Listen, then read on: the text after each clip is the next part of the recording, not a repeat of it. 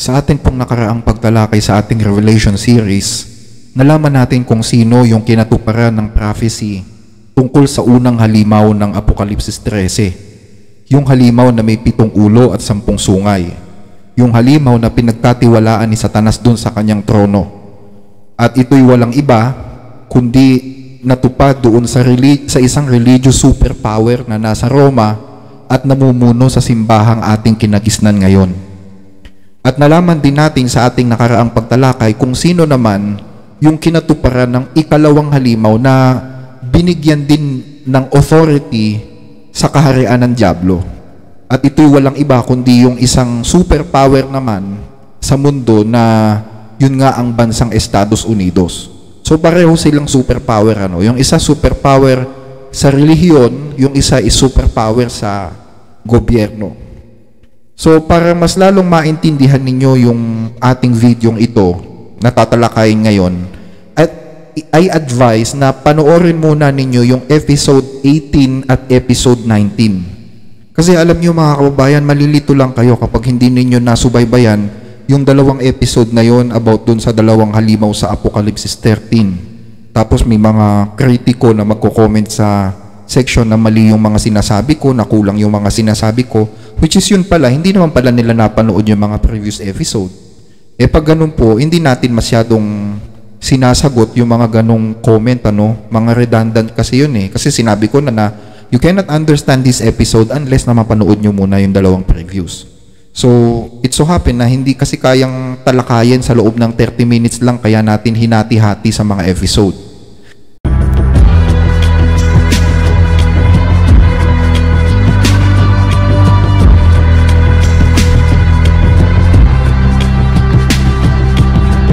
So, ang sabi ng Biblia, dito sa Kapitulo 13, talatang 13 ng Apokalipsis, at nakita ko ang isa sa kanyang mga ulo na waring sinugatan ng ikamamatay, at ang kanyang sugat na ikamamatay ay gumaling, at ang buong lupay ng gilala sa hayop.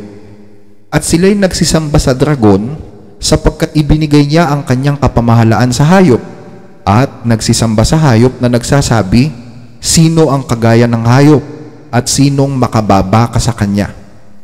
So, may isang nagtanong sa akin sa comment section, sabi niya, hindi naman makapangyarihan ang Pope Hindi naman makapangyarihan ang Papa sa buong mundo. Mga Muslim nga is ayaw magpasakop So, ibig sabihin, ang pinapalabas niya dito, hindi pwede na yung Papa ang katuparan o yung papacy ang katuparan ng unang halimaw kasi ang papacy hindi naman daw makapangyarihan sa buong mundo.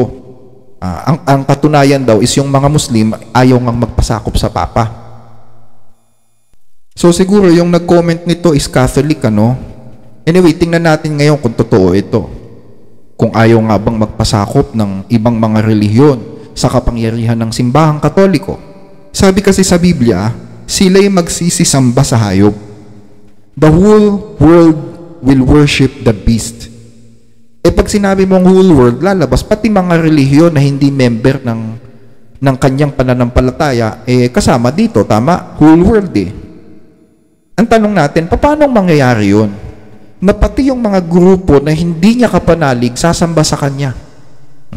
Ganito yan mga kababayan, Kung pag-aaralan ninyo ang kasaysayan ng simbahang Katoliko at ng mga Papa na namuno sa mahigit kumulang 2,000 taon sa kasaysayan ng simbahan, makikita ninyo yung pasakit, yung kalituhan, yung mga torture, yung pagpapahirap na idinulot nila sa sangkatauhan. Ang Biblia ipinagdamot nila sa mga tao. Marami silang ipinapatay na hindi naman nila kapananampalataya.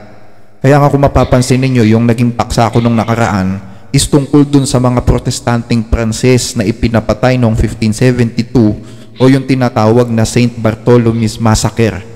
Para sa gayon is mabigyan ko kayo ng halimbawa na totoo yung mga sinasabi ko. Ngayon, kung hindi pa ninyo napanood yung buong pangyayari na yon, ng massacre na yon, na ginawa ng simbahan sa mga mahihinang Pranses o mahihinang protestante sa bansang Pransya, pwede ninyong panoorin din yun. Nasa description box po ang link.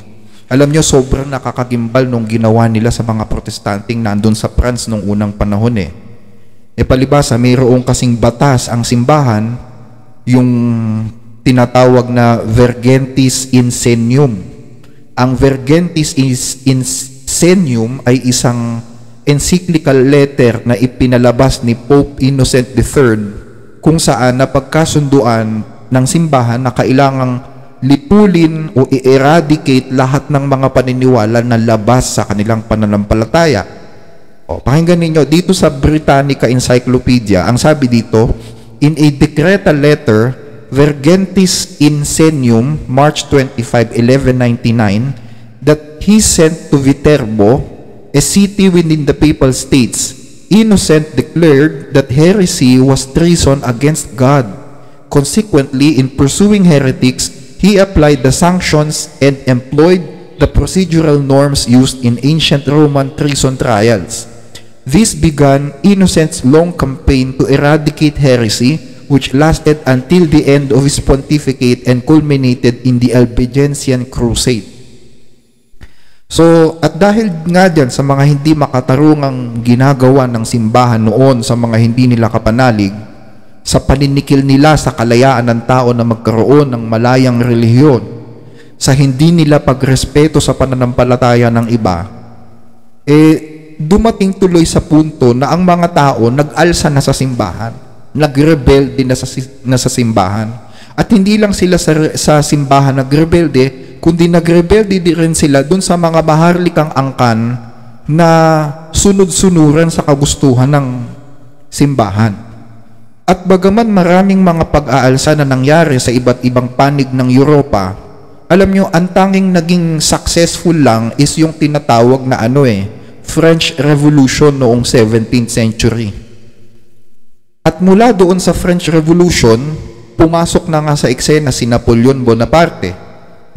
Naghari siya sa buong Europa dahil doon sa revolusyon na yon, at ipinag-utos niya na hulihin ang Papa sa Roma noong 1798 para tapusin na yung matagal na paghahari niya sa kontinente ng Europa, yung kanyang pagpapasunod sa mga hari na nandoon. So, nung ipaaresto niya ang Papa ng simbahan, doon natupad yung sinasabi ng hula sa Apokalipsis na nakita ko ang isa sa kanyang mga ulo na waring sinugatan ng ikamamatay. Yan yung katuparan. At sa sobrang deadly nung sugat na yon, sobrang fatal nung sugat na yon na natamo nung isang ulo, actually, ang akala nga ng mga bansa noon is, hindi na maibabalik ang papacy sa kapangyarihan. Kumbaga, hindi na magkakaroon ng mga papa ang simbahan. Pero anong nangyari? Bakit naibalik? Bakit mayroong mga pope na namumuno ngayon? Kasi nga, gaya ng sinabi ng Biblia, gumaling ang kanyang sugat. Nahil yung wound.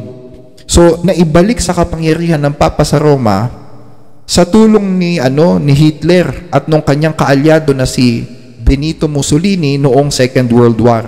Alam nyo, ito kasi si Hitler at saka si Mussolini, ito'y magkaalyado noong mga panahon na yon. Yung bansang Japan, kaalyado rin nila, pero since nasa Asia siya, so wala siyang kilalaman dun sa mga affairs sa Europe. Diba? Ang nakakapagtaka lang kasi dito, mga kababayan, sabi ng Biblia, nung gumaling daw yung sugat ng hayop, sinamba siya ng buong lupa. Sumamba sa kanya ang buong mundo. So, ang tanong nung isang nag-comment, balikan natin yung kanyang tanong, hindi naman makapangyarihan ang Papa sa buong mundo. Mga Muslim nga is ayaw magpasakop. Alam mo kapatid, magaganap yan kasi sinabi na sa Biblia na ang buong lupa is sasamba dun sa hayop.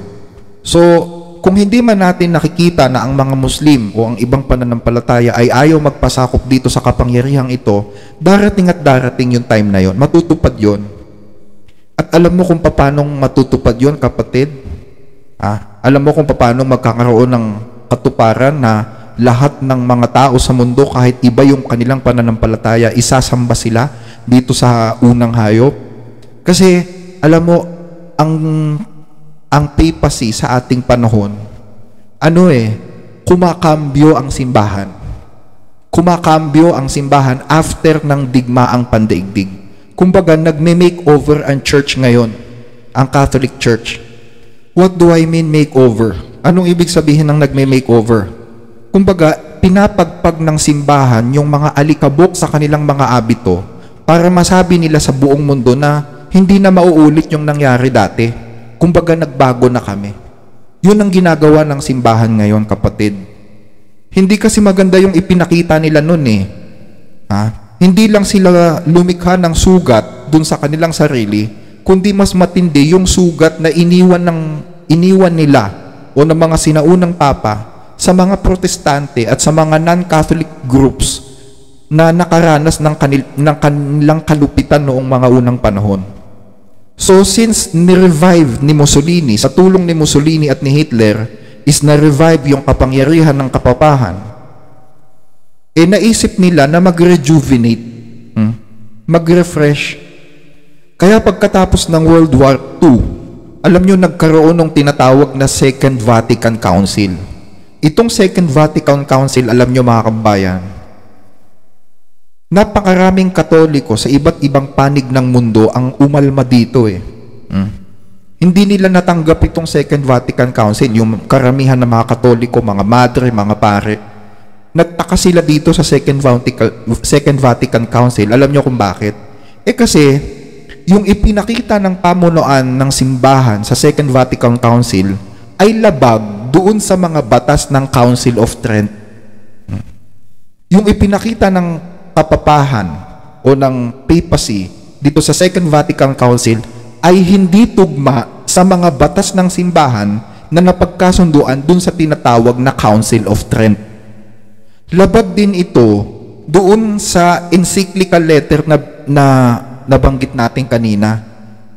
Yung letter na iniutos ni Pope Innocent III na lipulin ang lahat ng mga erehe o ng mga hindi kapananampalataya, labag itong ginagawa ng Second Vatican Council. Kasi ang batas noon, lipulin yung mga hindi kapananampalataya o yung may mga ibang pananampalataya. Kaya nga sinusunog ng buhay ang mga protestante noon eh. Pero dito sa Second Vatican Council, mga kababayan, iba yung nangyari eh. Kinumbida ng simbahan under the Pope ang lahat ng mga relihiyon sa mundo para manalangin sila ng sabay-sabay at para magkaroon ng, kumbaga, parang religious bonding eh. Magkaroon ng interfaith bonding. In-invite nila lahat eh, pati mga Muslim, mga Buddhist, mga Hindu, pati nga yung mga Voodoo sa Africa, yung mga mangkukulam sa Africa. Tapos nag-invite din sila ng mga American Indian. So as in, lahat ng mga relihiyon sa buong mundo, in-invite dito sa Second Vatican Council. At ngayon, nananawagan itong konsilyong ito na magkaroon ng tinatawag na Unity of World Religion. Sabi ng simbahan, ang mga Muslim may kaligtasan. Ang mga Buddhist, mga naabot nila yung mataas na uri ng kaliwanagan. Yung mga miyembro ng Judaismo, ang sabi ng Papa, wala silang kasalanan sa pagkamatay ni Kristo. Ultimo nga mga ateista nagkaroon ng pag-asa sa kaligtasan eh. Lahat ng mga Oriental religions na hindi naman kumikilala kay Kristo, na may mga ibang mga Diyos-Diyosa na sinasamba, nagkaroon bigla ng kaligtasan dito sa Second Vatican Council. Pati mga Hindu sa India na mga hindi naman sumasamba sa tunay na Diyos is binigyan ng simbahan ng pag-asa kay Kristo kahit hindi naman talaga sila kumikilala kay Kristo, di ba? Hindi naman sinabi ng simbahan na umalis kayo sa pagka-Hindu, na umalis kayo sa pagka-Buddhist o sa pagka-Muslim. Basta sinabi ng simbahan na meron silang bahagi sa kaligtasan kay Kristo. At naisa dokumento yan dito sa kanilang encyclical letter na kung tawagin is Nostra Aetate. Nostra Aetate. Mabuti nga basahin natin ano nakalagay dyan, Ang sabi dito, the church regards with esteem also the Muslims. They adore the one God, living and subsisting in Himself, merciful and all-powerful, the Creator of heaven and earth, who was spoken to men. They take pains to submit wholeheartedly to even His instructable decrees, just as Abraham, with whom the faith of Islam takes pleasure in linking itself, submitted to God. Kaya nga ang pamagat ng dokumento na yan is Nostra Aetate. Declaration on the Relation of the Church to Non-Christian Religions. Pag sinabing non-Christian religions, kasama dyan yung mga Buddhist, mga Shintoism, mga Islam, mga Judaism, pati mga mangkukulang sa Africa, etc., etc.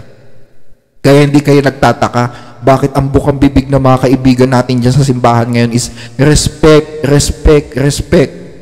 Respeto mo kami, respeto mo pananampalataya ng iba't ibang mga tao. Pero dati hindi naman sila ganun, di ba? Dati nga pinapapatay ng simbahan ng mga protestante dahil hindi nila kayang irespeto ang paniniwala ng iba. Pero ngayon, palibasa na bulgar na yung mga maling aral at mga masasamang gawa ng simbahan noon. So they demand respect. Amazing talaga itong ginawa nilang ito eh. At hindi lang mga oriental religions, mga kababayan. Ultimo yung mga protestante na ipinapapatay ng simbahan noon, kasama din sa mga nire-respeto ng simbahan ngayon. Kasama rin yung mga protestante dyan sa niyayakap ng Papa. In fact, lahat ng mga major Protestant churches ngayon sa US, kasi nandun ang base ng mga malalaking mga protestanteng relihiyon sa mundo eh. So, lahat ng mga major Protestant churches sa US, bumuo sila ng isang solidong organisasyon. Itong mga protestanteng ito, sa iba't ibang panig na mundo, bumuo sila ng isang organisasyon. Lahat ng protestanteng relihiyon, miyembro dito. Yung tinatawag na World Council of Churches. At ang layunin nitong World Council of Churches is magkaisa, to unite, magkaisa lahat ng relihiyon sa buong mundo. At pag nagkaisa na, they will unite with the Catholic Church. Ang layunin nito is pag-isahin ang lahat ng mga relihiyong protestante para makipagkaisa sa Papa sa Roma. Kaya nga, nung nag-meeting ang World Council of Churches, nakasama ang simbahan. Nakisali sila dun sa Eucharistia, dun sa ostia nung pari dun, di ba? O nung Papa. Kasi yung Papa, nagmisa siya, tapos nagsakramento siya ng Eucharistia, at nakipartake doon yung iba't ibang mga relihiyon na protestante na miyembro ng World Council of Churches na yon. Kaya nung bumisita ang Papa sa US, winelcome siya ng mga Protestant delegations, Kumbaga, ibang-iba na yung kinikilos nila kumpara sa dati. Nagkaroon ng parang major turning point eh. Present Reverend Wesley Granberg Michelson, the General Secretary of the Reformed Church in America. Your Holiness, may I present Reverend Dr. Clifton Kirkpatrick, the stated clerk of the General Assembly of the Presbyterian Church in the United States. Your Holiness, may I present Reverend Dr. William J. Shaw, President of the National Baptist Convention, United States. Your Holiness, may I present Bishop James Leggett, General Superintendent of the International Pentecost Holiness Church. Your Holiness, may I present Dr. Leith Anderson, President of the National Association of Evangelicals. Your Holiness, may I present Bishop David H. Benke, President of the Atlantic District of the Lutheran Church, Missouri Synod. Your Holiness, may I present Elder Bernice King, daughter of the civil rights leaders Martin Luther King Jr. and Coretta Scott King.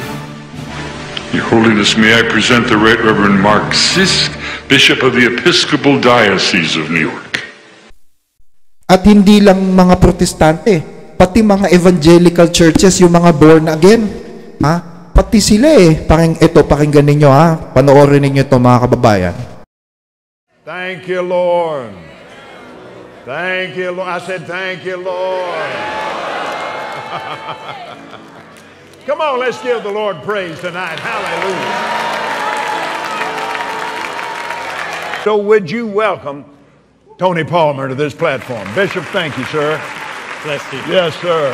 And he said, and I give them the glory, pragmatic reason, so that they may be one. It's the glory that glues us together, not the doctrines. Maybe we're all Catholics again.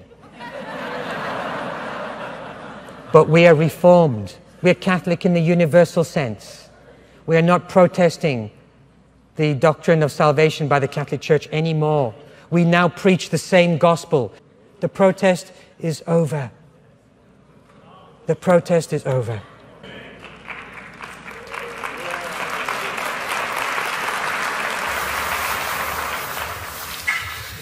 Dear brothers and sisters, excuse me because I speak in Italian, but I cannot speak in English. Oh, Father. Father, we answer his request. And since we know not how to pray for him as we ought, other than to agree with him in his quest and in his heart for the unity of the body of Christ. So bakit ko kinikwento to, mga kababayan? Anong malaking impact nito? Ibig sabihin niyan, the papacy is again recovering her losts. Binabawi ng simbahan lahat ng nawala sa kanya noong unang panahon, noong panahon ng Middle Ages dahil nga sa pag-aalsa ng mga Protestante. Noon, hindi nakuha ng simbahan ang mga Protestante at ang iba pang mga relihiyon sa pamamagitan ng santong paspasan. Kaya ngayon, dinadaan nila sa santong dasalan, sa diplomasya. At hindi lang mga Protestante, kundi kahit yung mga Oriental religions, gaya nga ng Buddhism, Islam, Hinduism, Shintoism, mga Voodoo sa Africa, mga American Indian, pati mga atheist lahat, as in totally lahat. Pati nga mga miyembro ng LGBT, di ba kayo nagtataka biglang nagpalabas ng encyclical si Pope Francis na sinasabing dapat basbasan ng mga pare ang relasyon ng mga LGBT? The church must bless LGBT relationship. Yan ang sabi ng Papa. Pero ang tanong, ano ba yung talagang doktrina ng simbahan sa mga LGBT? Ayon sa katisismong Romano. Ito mga kababayan, galing ito sa kanilang katisismo. Grave sins against chastity differ according to their object. Adultery, masturbation, fornication, pornography, prostitution, rape, and homosexual acts. These sins are expression of the vice of lust. These kinds of lust committed against the physical and moral integrity of minors became even more grave. Nakita nyo? Yan ang sabi sa katisismong Katoliko. Baka may magtanong, bakit naman nagbago na sila, Brad? Alam nyo, hindi rin eh. Bakit? Kasi, wala namang binago ang simbahan sa aral nila eh. Kung talagang nagbago sila, pati aral dapat baguhin yan. Gumagamit pa rin naman sila ng imahe at mga relikya sa pagsamba, di ba? Naniniwala pa rin naman sila sa purgatorio. Sumasamba pa rin sila kay Maria. Nagbibinyag pa rin sila ng sanggol. Wala namang pinagbago. Naalala ko tuloy yung may isang nagtanong sa isang Catholic bishop. Sabi nung nagtanong, tinanong niya yung bishop, sabi niya, ano daw ibig sabihin nung sinabi ni Pope Francis na walang mali sa mga turo ni Martin Luther? Kasi merong isang statement si Pope Francis na sabi niya, walang mali dun sa mga turo ni Martin Luther. Remember, Martin Luther is the leader of the Protestant movement na gustong nakumala sa simbahan noon. At siya yung gustong patayin ng simbahan noon kasi nga siya yung pasimula ng gulo eh. So ngayon, bakit ganun ang sinasabi ng Papa? Bakit ganun ang sinasabi ni Pope Francis? Bakit nagsasalita ang Papa na tama pala si Martin Luther, tama yung kanyang ginagawa, samantalang kinokondena siya ng simbahan noon? Ano sagot naman nitong obispong tinanong? Sabi ng obispo, hindi naman daw sinabi ng Pope na ex cathedra. Mabuti nga pakinggan natin, Your Excellency, thank you for being here today. My question is, since the discussion is about heresy, one heretic who comes to mind is Martin Luther, whose 500th anniversary of the Reformation, the Pope will be commemorating very shortly. On an airplane interview, the Pope recently said that Martin Luther did not err on the issue of justification. What is your response to the Lutheran heresy and on the issue of justification and the upcoming ecumenical events, and how do traditional Catholics respond to the reports that are coming out? We have already had an infallible response to the errors of Martin Luther, the Council of Trent.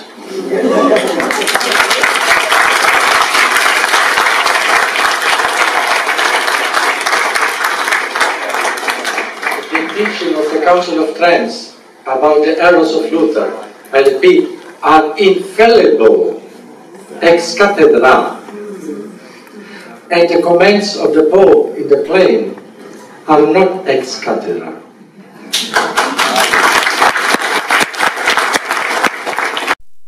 Narinig nyo mga kababayan, hindi naman daw sinabi ng Popes na ex cathedra eh. Yun, comment lang ni Pope yun. Pero hindi niya sinabi na ex cathedra.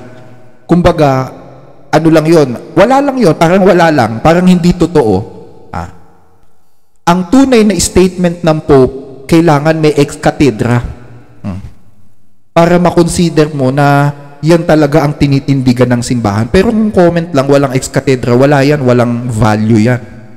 Ang may value daw is yung sinabi doon sa Council of Trent. Yung council nung unang-unang panahon pa, nung panahon na galit ang simbahan sa mga protestante, yung Council of Trent na gumawa ng kanilang batas, yun ang may ex cathedra, yun ang infallible, yun talaga ang totoo.